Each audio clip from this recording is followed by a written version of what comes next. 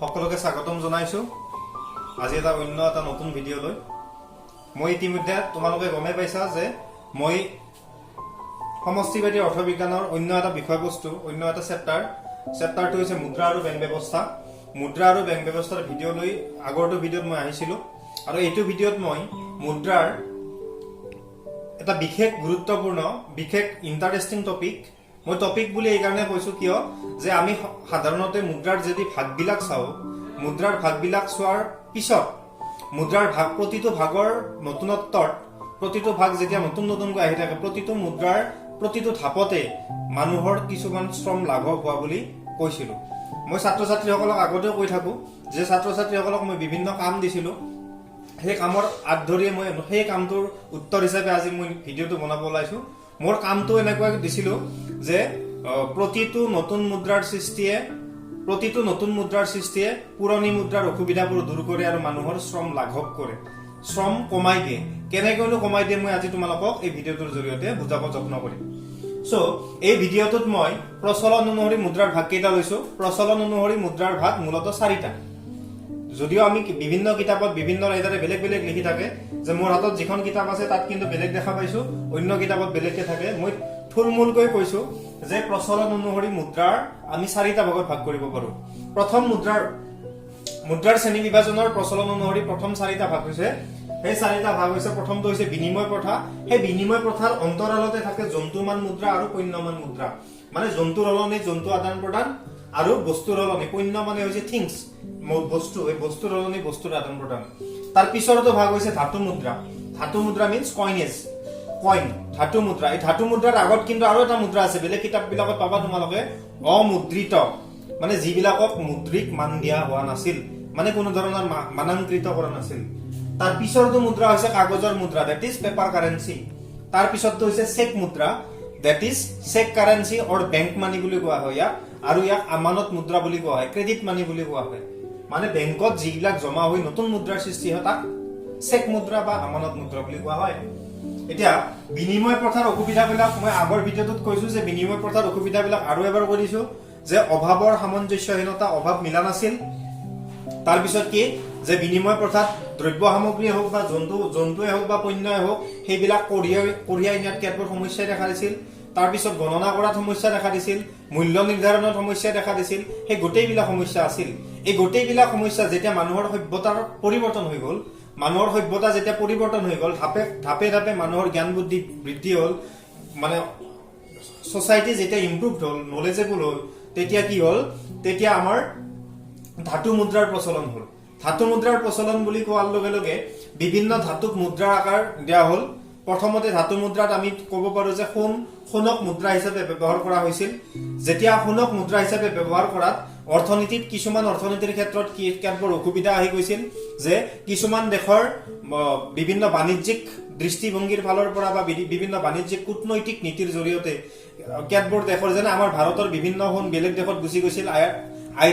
Irish বিলাকে লৈ গৈছিল আয়াৰলেণ্ডৰ পৰা আৰু জাৰ্মানে লৈ গৈছিল ঠিক তেনেকৈ সোণবিলাক এখন দেশৰ পৰা আন এখন দেশলৈ মানে কি হৈছিল কেপিটেল আউটফ্লো হৈছিল মানে আমাৰ কেপিটেলখিনি বাহিৰা দেশলৈ মানে গতি লৈছিল সো তাৰ ফলত কি হৈছিল সোণ হৈছে এটা মূল্যৱান ধাতু পাছত মানুহে উপলব্ধি কৰিল যে সোণটো আচলতে মুদ্ৰা হিচাপে নহয় ইয়াক মানুহে অলংকাৰ হিচাপেহে ব্যৱহাৰ কৰিব লাগে তাৰ পিছত সোণতকৈ কম মূল্যৱান ধাতু হৈছে ৰূপৰ মুদ্ৰাক মুদ্ৰা হিচাপে ব্যৱহাৰ কৰা হ'ল ৰূপৰ মুদ্ৰাৰো মূল্য যিহেতু যেতিয়া ৰূপৰ মুদ্ৰাৰ লাহে কি হ'ল মুদ্ৰা হিচাপে ব্যৱহাৰ কৰোতে বিভিন্ন কূটনৈতিক দৃষ্টিভংগীৰ ফালৰ পৰা কিছুমান দেশত ৰূপৰ পৰিমাণটো লাহে কমি গ'ল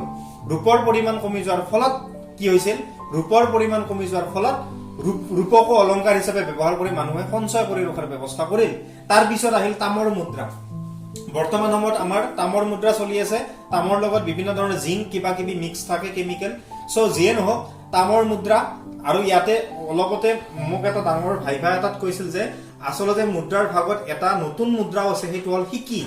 সিকি মুদ্ৰাটো হয়তো আমি ব্যৱহাৰ কৰা নাই আৰু কিতাপত তাৰ আমি হিষ্ট্ৰীতহে পাওঁ যে মুদ্ৰাৰ হিষ্ট্ৰীটো চালেহে আমি সিকি মুদ্ৰাটো পাম সিকি মানে হৈছে যিবিলাক মুদ্ৰা তোমালোকে দেখা পাইছা হয়তো যে কিছুমান মুদ্ৰাৰ মিডিল পাৰ্টত চেণ্টাৰ পইণ্টত এটা ফুটা থাকে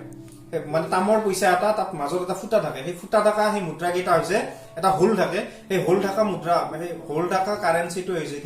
কি বুলি কয় তাক গতিকে সেইবিলাক বুৰঞ্জী এইবিলাক হৈছে হিষ্ট্ৰী সো ইয়াৰ পিছত মই কৈছো যে তামৰ মুদ্ৰা প্ৰচলন হল বৰ্তমান তামৰ মুদ্ৰা আমাৰ বৰ্তমান চলি আছে কি বৰ্তমান আমাৰ 1 টকাৰ পৰা 10 টকালৈকে তামৰ মুদ্ৰা কি বৰ্তমান বিহিত মুদ্ৰা হিচাপে চৰকাৰে বিবেচনা কৰি আছে বিহিত মুদ্ৰাৰ ভাগটো আইন অনুসৰি মই পিছত কম সো এইটো বৰ্তমান মই প্ৰচলন অনুসৰি কৈ আছো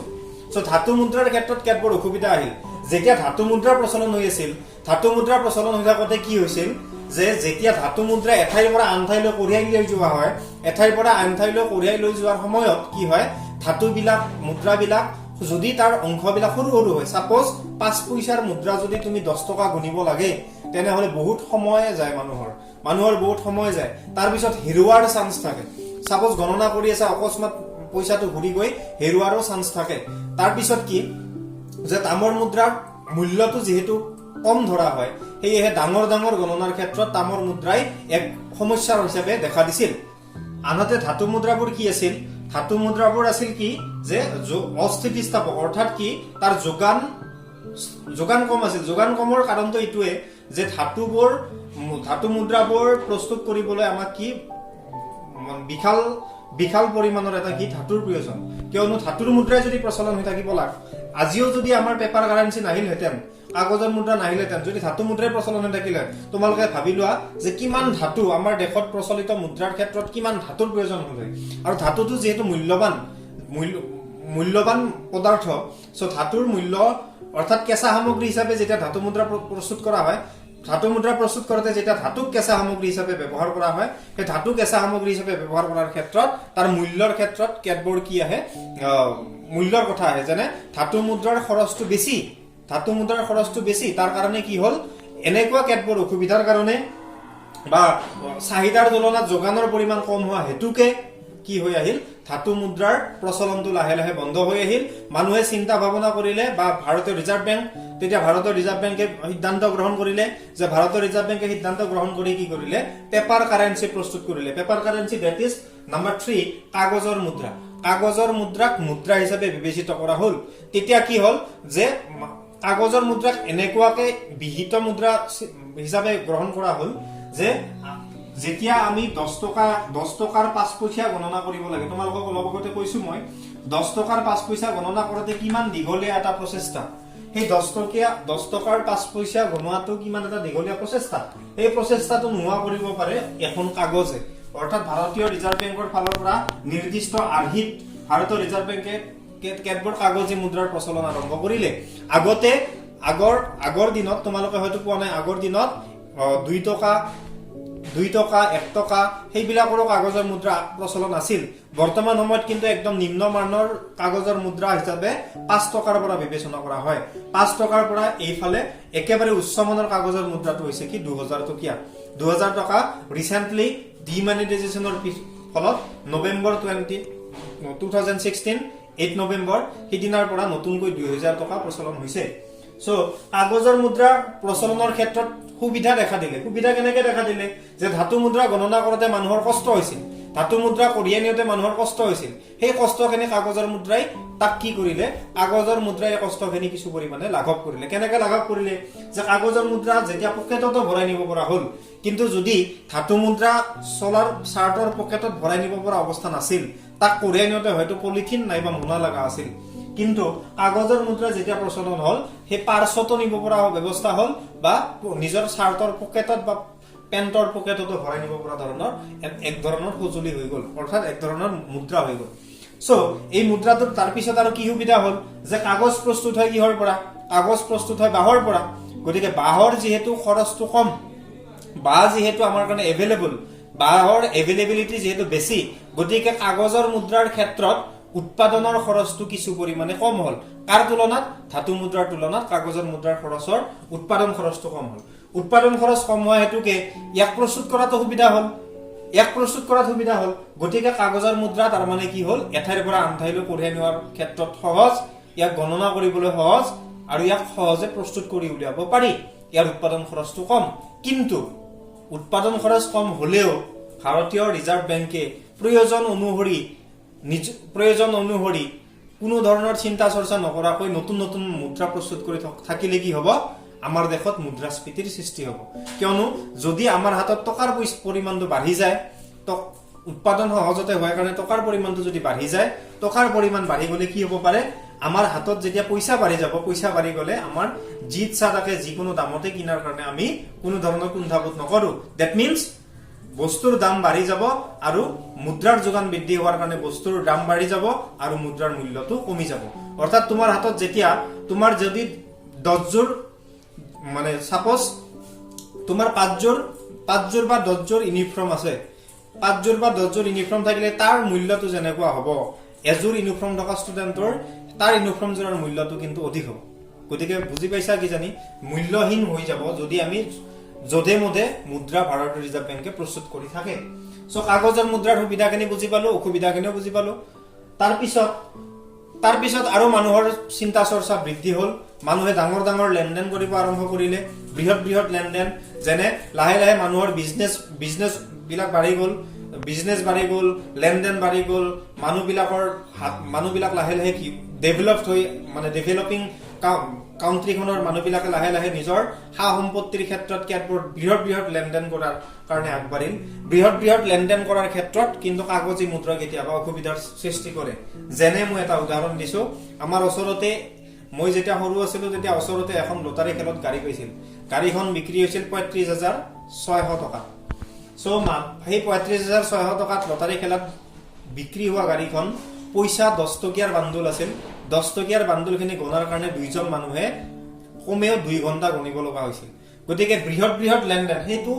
10 টকীয়া মুদ্ৰাৰ কাৰণে ৩৫,০০০ টো বৃহৎ লেনদেন কিন্তু বৰ্তমান তোমালোকে জানাই যে কৰোৰত লেনদেন হয় লাখত লেনদেন হয় গতিকে লাখৰ লেনদেন বা কৰোৰৰ লেনদেনৰ ক্ষেত্ৰত কাগজৰ মুদ্ৰা কেতবোৰ অসুবিধা হিচাপে দেখা দিছিল আৰু মানুহৰ কষ্ট হৈছিল গতিকে কষ্ট স্বীকাৰ